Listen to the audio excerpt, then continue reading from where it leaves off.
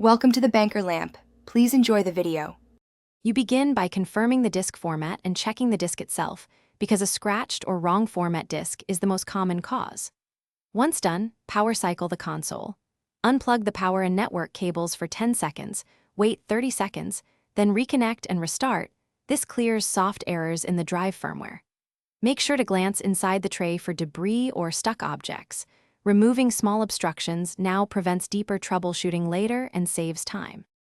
Next, address the drive mechanics and software together because both interact. Use the manual eject hole with a straightened paperclip or the console system menu eject command to free stuck disks. This isolates mechanical failure. Then check for and install any system updates to refresh the drive firmware and run storage or disk diagnostics.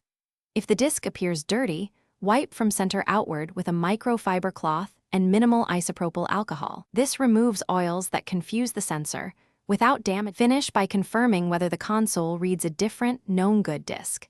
If that disk works, the original disk is the problem. If no disks are recognized, prepare for service.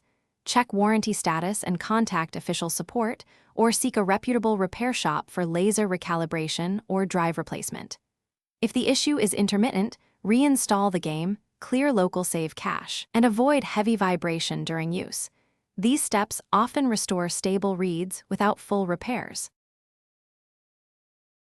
Thanks for watching. If this was helpful, leave a like and consider subscribing. See you next time.